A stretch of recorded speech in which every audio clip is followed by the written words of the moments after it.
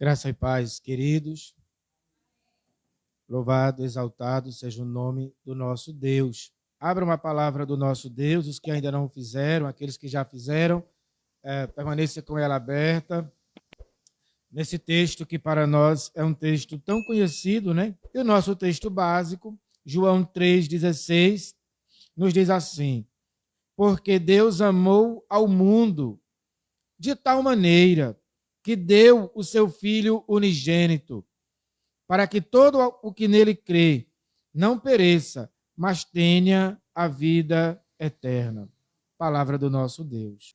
Meus irmãos, minhas irmãs, conforme prometido na mensagem anterior, ou seja, no domingo passado, hoje nós veremos mais dois aspectos. Veremos mais duas verdades sobre o amor de Deus. Isto porque, na mensagem pretérita, nós vimos que o amor de Deus, ele ultrapassa o limite da nossa compreensão.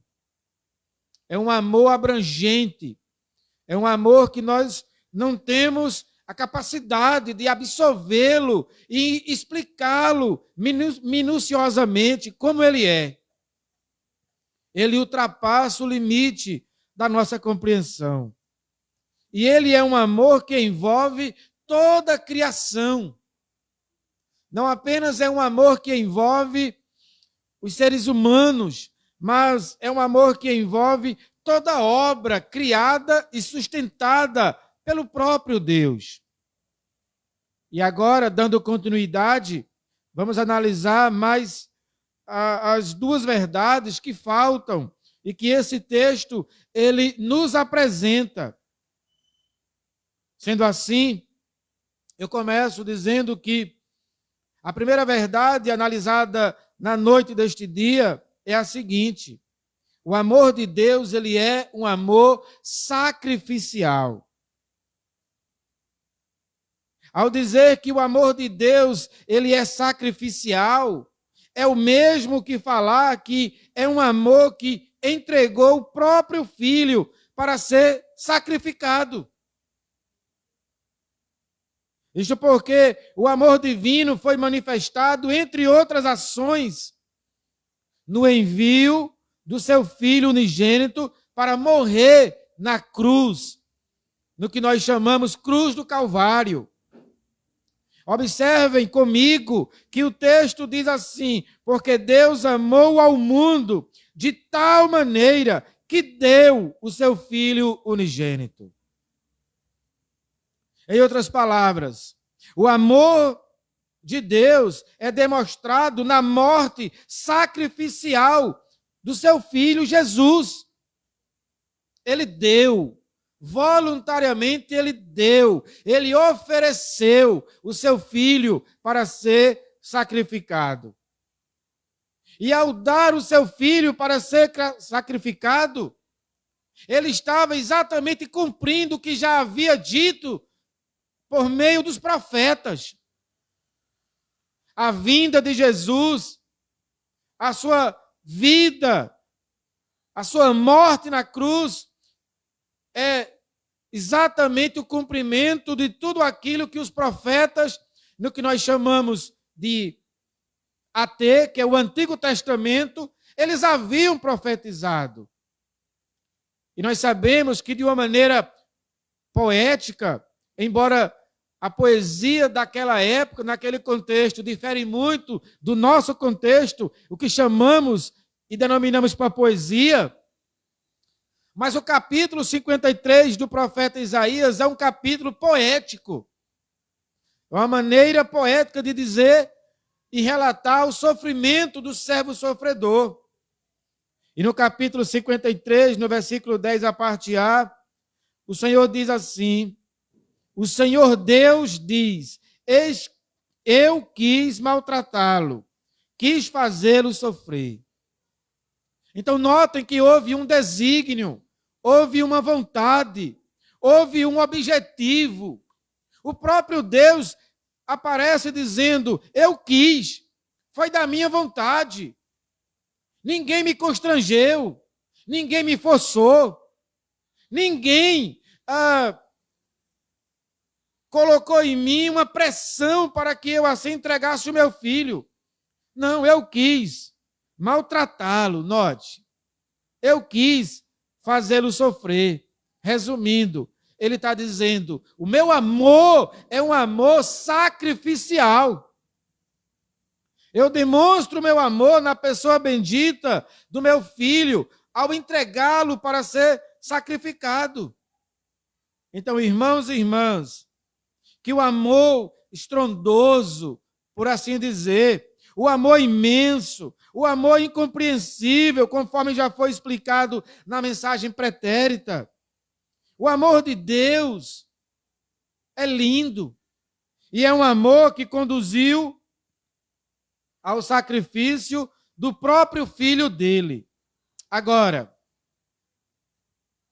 temos que atentar para o seguinte aspecto. Tem algo que não devemos esquecer quando nós nos referimos à morte de Jesus Cristo.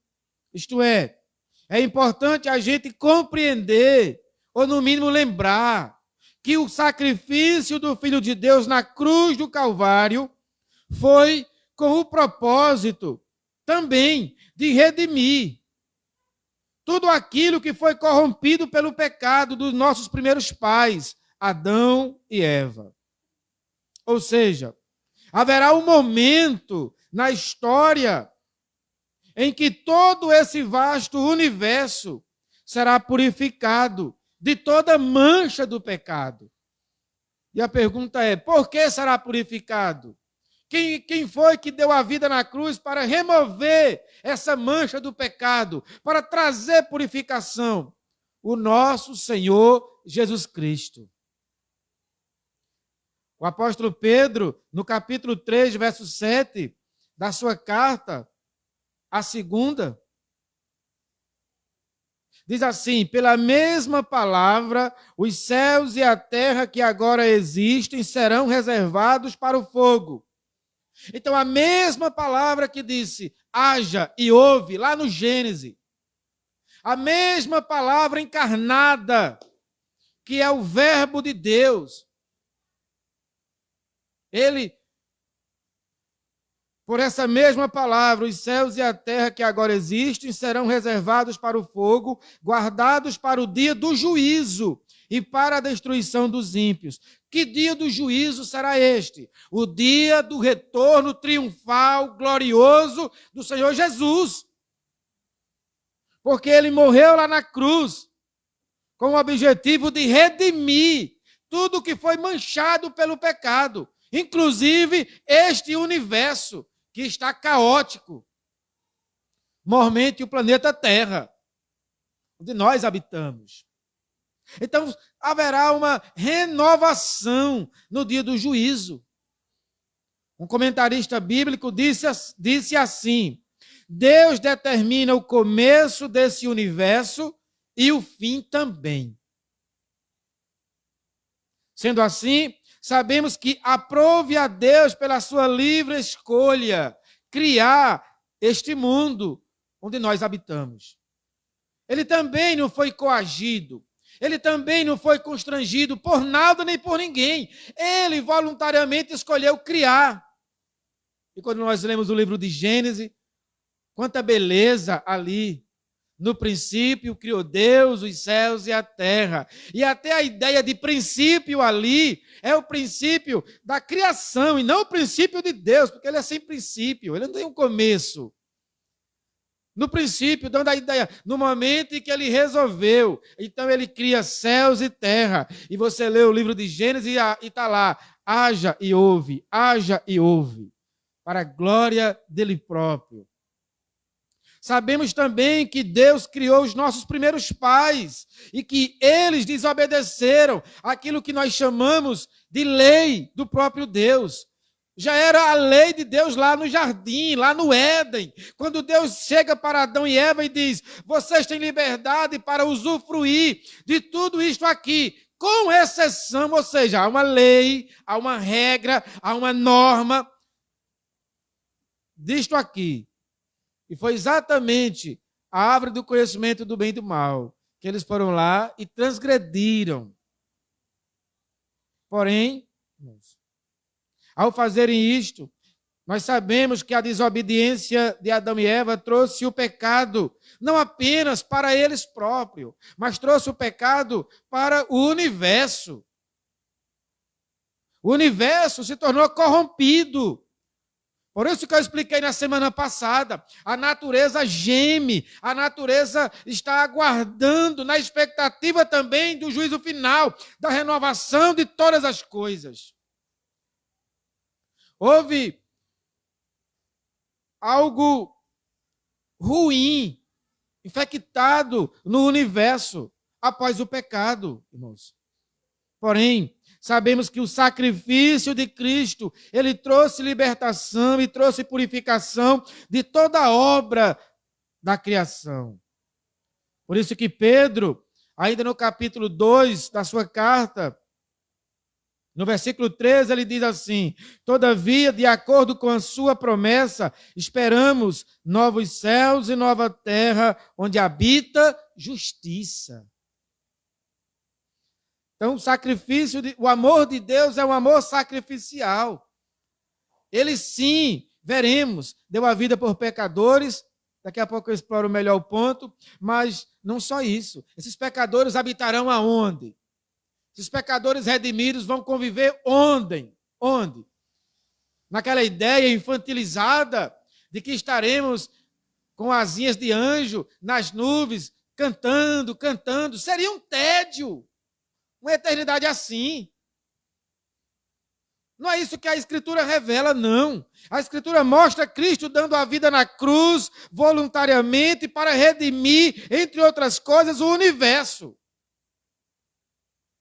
Todavia, de acordo com a sua promessa, há uma promessa. Nós, Pedro disse, já naquela época, esperamos novos céus e nova terra, onde habita a justiça, porque o pecado da injustiça será removido. Será um universo, novos céus, nova terra e uma habitação perfeita para a glória de Deus. Sendo assim, meus irmãos, minhas irmãs, por causa do amor sacrificial de Deus que foi demonstrado no envio de seu Filho unigênito a este mundo, tudo que hoje está manchado pelo pecado dará lugar a um mundo perfeito, de muito gozo, de muita alegria na presença de Deus. Mas não é apenas isso que aprendemos sobre o amor de Deus. Quando nós olhamos para esse texto de João 3,16, que estamos analisando, nós aprendemos também, em segundo lugar, que o amor de Deus o conduziu a entregar o seu Filho à morte, também para que pecadores sejam salvos. Note que o texto é claríssimo ao dizer, porque Deus amou ao mundo de tal maneira que deu o seu Filho unigênito. Qual o propósito? Desígnio. Qual o objetivo? Para que todo o que nele crê não pereça, mas tenha vida eterna. Então, se Cristo morre para redimir o universo, esse universo é para ser habitado. Se haverá uma renovação da natureza, se haverá um momento onde vai habitar a justiça, é porque haverá pessoas, seres humanos, e quem são eles que irão habitar nesse paraíso, posso assim dizer, restaurado? Todo aquele que nele crê. Todo aquele que crê em Cristo. Não pereça, mas tenha vida eterna. Então, meus queridos, minhas queridas, a verdade que precisamos sempre nos lembrar, os que já sabem, né? Ou, quiçá, aprender, aqueles que ainda não sabem, é que entregues a nossa própria decisão, as nossas próprias escolhas, nenhum de nós, nem qualquer outro ser humano, poderia ser salvo pelas próprias ações. Se o Senhor tivesse nos deixado à mercê das nossas próprias escolhas, do nosso próprio destino, é assim que nós chamamos de forma bem comum, entregues àquilo que as pessoas chamam a sua própria sorte, ninguém haveria de ser salvo. Ou seja, entregues às nossas próprias atitudes, estaríamos condenados eternamente a uma existência separada de Deus. Isto porque Adão e Eva, ao comerem do fruto proibido, eles passaram a viver uma vida desconectados de Deus, separados, distanciados de Deus. Sobre esse aspecto, uma antiga confissão de fé nos diz assim: cremos que, pela desobediência de Adão, o pecado original se estendeu por todo o gênero humano. Este pecado é uma depravação de toda a natureza humana e um mal hereditário, com que até as crianças, no ventre de suas mães, estão contaminadas. É a raiz que produz no homem todo tipo de pecado. Por isso, é tão repugnante e abominável diante de Deus que é suficiente para condenar o gênero humano. Pecado de Adão e Eva, irmãos, os nossos primeiros pais, os nossos representantes legais lá no Éden, trouxe condenação, trouxe separação. E se Deus não tivesse se manifestado enviando o seu Filho unigênito amorosamente com o propósito de ir à cruz para que todo aquela também, que nele crê, não pereça, mas tenha vida eterna. Ou seja, ele veio, todo aquele que acredita nele salvadoramente não perecerá. Eu já expliquei em outras oportunidades aqui o que vem a ser perecer na Bíblia Sagrada. É uma existência separada de Deus eternamente. Isso posto, eu penso que é ponto pacífico entre nós o fato de que nós somos pecadores. Eu não creio que isso seja alvo de debate. E não somente isto, somos merecedores de sofrer a punição eterna. Nós temos que entender, irmãos, de que nós não somos apenas pessoas errantes. Não, eu erro. Eu não sou perfeito, não. Eu e você somos pecadores, transgressores da lei de Deus. Não é simplesmente um erro, um desvio de conduta. Não é simplesmente algo que eu não sou perfeito, não. Eu sou pecador e você também. Agora, o que vai nos diferenciar é aquele que crê em Cristo e aquele que não crê em Cristo. Aquele que crê em Cristo não perece, porque o seu pecado é removido, porque ele recebe a justiça de Deus, a justiça de Cristo. Porque aquele que crê em Cristo, ele passa a desfrutar já em vida, aqui, da vida eterna. Todavia, aquele que não crê em Cristo, ele permanece nos seus próprios caminhos, nas suas próprias ações, e ele está a passos largos, caminhando no que a Bíblia chama caminho largo, que conduz à perdição. Ainda que, como a própria Bíblia diz, pense ele que está andando no caminho certo. Porque a Escritura diz, há caminhos que ao homem, não é a Deus, ao homem que está andando nele, à mulher que está andando nele, parece direito. Ou seja, no julgamento dele, na interpretação dele sobre a vida, na maneira dele ler o mundo, ele diz assim, não, esse caminho que eu estou andando é direito, sim. Eu sou uma pessoa boa, eu tenho um coração bom, eu não faço mal. Então esse caminho é direito. Parece, mas no final diz, revela esse caminho de morte. Porque ainda que ele nunca ela nunca tivesse, de fato, cometido um crime, e glória a Deus por isso, literalmente falando, mas dependendo até da idade já vivida, na mente já cometeu muitas vezes. Porque Jesus disse, só quando a gente pensa, a gente já cometeu e quebrou a lei, ou não. De maneira que não é necessário, é até mais louvável, sim, para a sociedade e para a própria pessoa, as consequências humanas, não fazer. Porque o que leva muitas pessoas a evitar literalmente a prática do mal, literal, assim, a prática concreta, não é que ele não quer fazer, é que ele pesa e vê as consequências que há de virão quando ele fizer aquilo. Então ele diz assim, não, eu não vou fazer por causa das consequências, mas no coração, na mente, no intuito, está cometendo. Está fazendo. E isso é mais do que suficiente, segundo as palavras do próprio Cristo, para condenar no dia do juízo final. De maneira que, olhando por esse aspecto, não há um bom, nenhum sequer. Não há um justo, nenhum sequer. Todo ser humano depende de Cristo para sua salvação. E quem nele crê não perece, mas tem a vida eterna. Então, o que nos diferencia não é se somos um melhores do que o outro, é naquilo que nós estamos colocando a nossa fé. É aquilo que você se sustenta.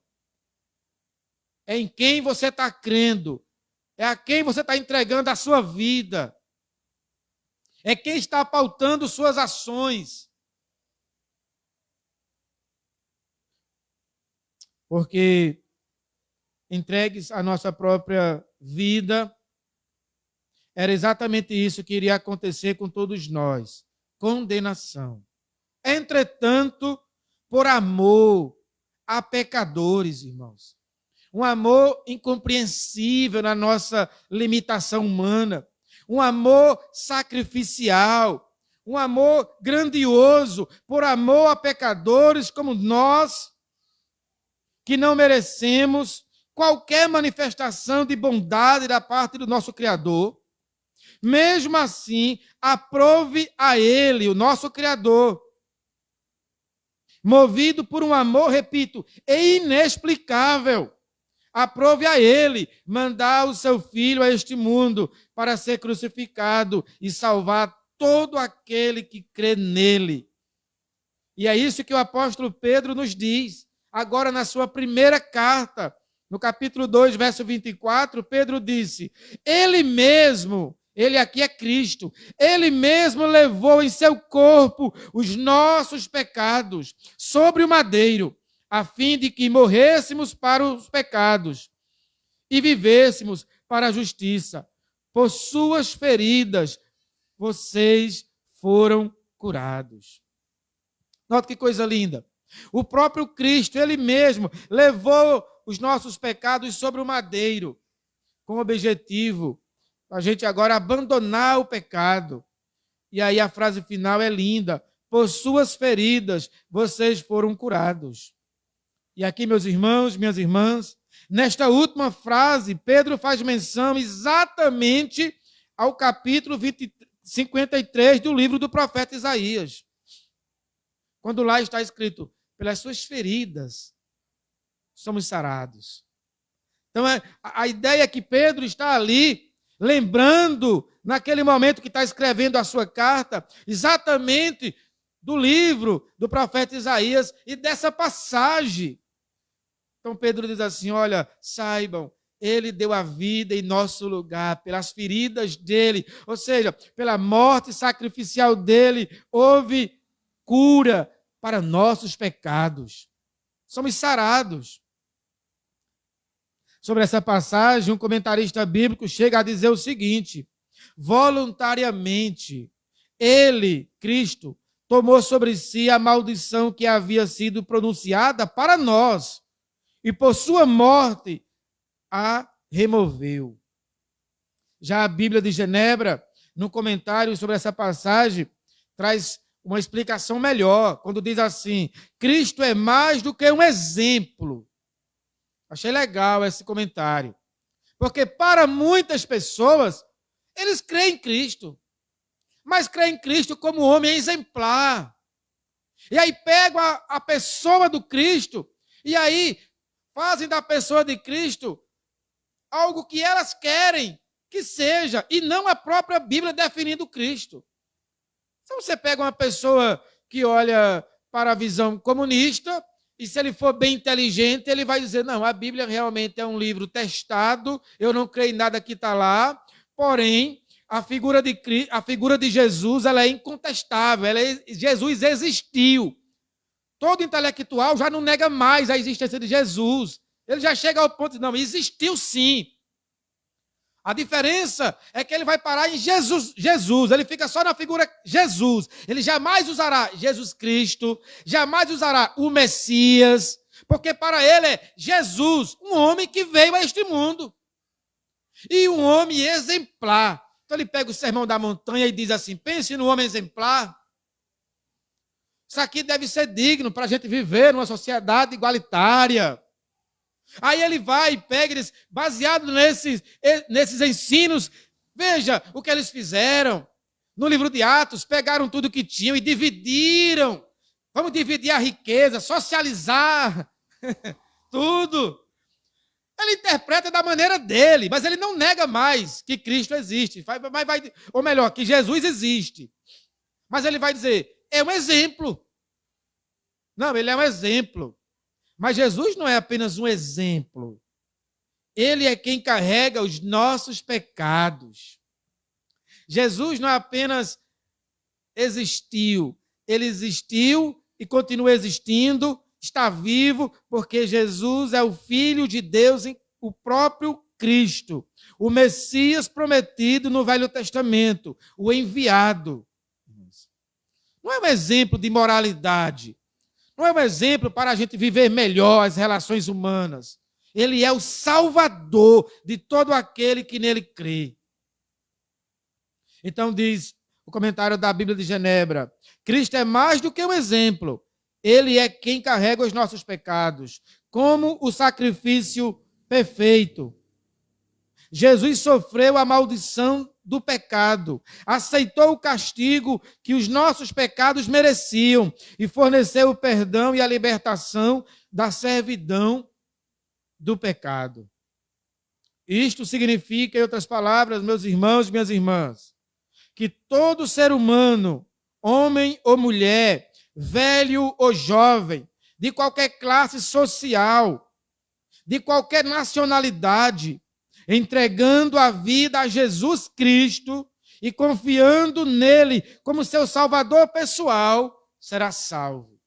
Porque ele é o salvador do mundo. No sentido de que no mundo inteiro, somente a pessoa bendita de Jesus salva. Fora dele não há salvação. É por isso que a igreja, ela fica empenhada no avanço missionário, porque precisa levar essa mensagem aos 4 cantos do mundo, porque Jesus é o único neste mundo que tira o pecado do ser humano. E é justamente isso que nos fala o evangelho escrito por Marcos, né? Marcos, capítulo 16, versos 15 e 16, dizem assim, e disse-lhes, vão pelo mundo todo e preguem o evangelho a todas as pessoas. Note, há uma designação do próprio Cristo aqui. Jesus diz, não estarei mais fisicamente com vocês, todavia eu os envio. E digo, vão para o mundo todo, ou pelo mundo todo, e pregue o evangelho, ou seja, divulgue as boas novas a todas as pessoas. E aí Jesus diz, quem crê e for batizado, falando do adulto, é óbvio, quem crê, capacidade de raciocinar, e for batizado, será salvo. Por quê? Porque aquele que crê, ele vai testificar que realmente crê. Não é apenas um crer intelectual, Não é um crer apenas no coração. Não é um crer singular. Não, eu creio, só para mim, eu creio, eu creio. Não, o que crê, automaticamente, ele desejará o batismo, porque no batismo ele vai justamente fazer o quê? Professar que ele crê. Então, quando ele vai ser batizado, antes ele professa que ele crê. Então ele está dizendo, eu estou unido à mensagem desse Cristo. Eu sei que o amor dele é um amor sacrificial, o amor de Deus, enviando Cristo para que todo aquele que nele crê seja salvo, tenha vida eterna. Ele dirá, eu creio. Então ele dirá, eu creio com os lábios, pronunciando palavras audíveis, e ele testemunhará por meio do batismo, porque se ele crê, ele está dizendo, eu sou pecador, manchado pelo pecado, mas agora, pelas águas que vêm a mim, no momento do meu batismo, é um símbolo da purificação que agora eu desfruto. Eu estou purificado em Cristo. Ele me lavou de todo pecado. Então ele diz, eu creio. E ele é batizado. Ele testemunha. Então, se crê e for batizado, será salvo. Mas quem não crê, será condenado. Não é? Quem não crê será condenado. Então, meus queridos, minhas queridas, já me dirigindo para o final, para irmos à ministração da Santa Ceia, note que não existe meio termo. E eu procuro ser bem claro, porque no dia do juízo final, eu não quero ser acusado de que eu não falei toda a verdade. Então é melhor, por um momento, você ficar triste e um pouco chateado comigo, mas eu ter a consciência de que eu exortei você sobre toda a verdade. Porque é melhor as feridas feitas por aquele que ama do que os beijos do bajulador, que não está preocupado realmente com a sua salvação. Então, note que não existe aqui meio termo. Quem crê será salvo. Já quem não crê será condenado. Tem meio termo. É a gente que vai decidir. Eu creio. Crê. Então prove que você crê. Como é que você prova? Caminhando para o batismo. Contextualizando nos dias atuais, me preparando, estudando, sabendo quem é Jesus, o que significa o batismo, qual a consequência de ser membro comungante de uma igreja, mormente IPB, a nossa. Creio, pastor. Então testifique isso. Aí se batiza. Aí a escritura é clara, será salvo. Não perecerá, será salvo. Não creio. É uma escolha sua. Ninguém vai lhe forçar a nada. Você tem liberdade de caminhar de conformidade com o seu entendimento, com aquilo que você julga ser o caminho certo. Mas cuidado, porque a Bíblia diz, no final, revela-se caminho de morte. Procure ver se é o caminho certo mesmo. Procure ver se nesse caminho anda a minoria ou é um caminho largo, onde a maioria passa. Porque Jesus falou, largo é o caminho que conduz à perdição, mas estreito é o caminho que conduz à vida eterna. Não significa que toda minoria vai estar certa, mas uma certeza é a seguinte, toda a maioria nesse sentido está equivocada. Né? Porque pode ter grupos minoritários que estão errados. Mas quando se refere à salvação, você sempre vai ver que o grupo minoritário vai estar caminhando salvadoramente. É sempre o caminho estreito. E meu pastor antigo ainda colocava uma dificuldade maior para mim no discipulado e dizia, se prepare, porque é estreito e espinhoso. Espera aí, pastor. Além de ser estreito, eu já me arranho, estreitinho aqui. Ainda é espinhoso. Ele queria dizer assim, tem dificuldades no caminho. Além de estreito, é espinhoso. Ou seja, cuidado. Né? Você quer andar sobre ele mesmo? Pensei umas 2 vezes em dizer, não, acho que eu vou ficar no grandão mesmo. Mas ninguém consegue dizer não quando é chamado irresistivelmente, né? Ainda que eu encontrei espinho que só mesmo no caminho. Assim, né? Mas o pastor me ajudava tirando os espinhos e colocando o bálsamo ali, né? Espero que eu esteja ajudando vocês também a tirar os espinhos. Então, irmãos, caminhando já agora sim, para o final. Já falei e repito. Só existe dois caminhos para os seres humanos, irmãos. Acreditar em Jesus como Salvador e desfrutar da vida eterna. Ou então, continuar sem crer e morrer eternamente. Porque Jesus foi muito claro em Mateus 25, 46, quando disse assim: irão estes igual, os que creram, ou aqueles que creem, irão estes igual.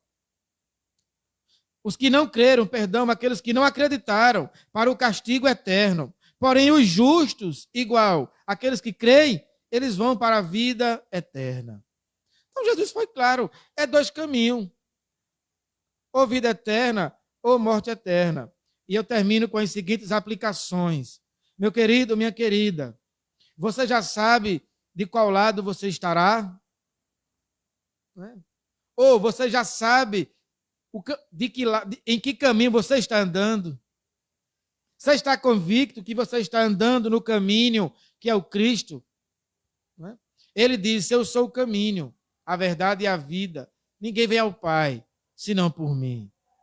Ou você está andando no caminho segundo você imagina que é o caminho certo? Responda a você mesmo. Você está andando do lado dos que creem ou do lado dos descrentes? O meu conselho é que se houver o mínimo de dúvida em seu coração, em nome de Jesus Cristo, procure resolver isso hoje. Por que não dizer agora? Isto é, confesse seus pecados a Deus, entregue-se a Ele, dê a sua vida a Cristo, confiando plenamente que Ele morreu para tirar, entre outros, o seu pecado. Faça isso de todo o coração. Se assim a voz que estiver chegando aos seus ouvidos não for apenas a minha voz, se você não ouvir nada além da minha voz, se o seu coração não aqueceu, se apenas você diz assim, ouviu aqui um discurso, então não faça nada ainda.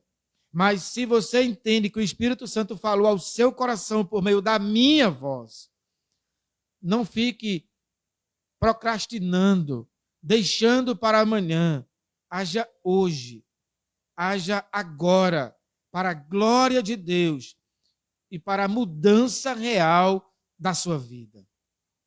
Saiba que sua vida passará a ser designada por você mesmo, antes e depois dessa decisão.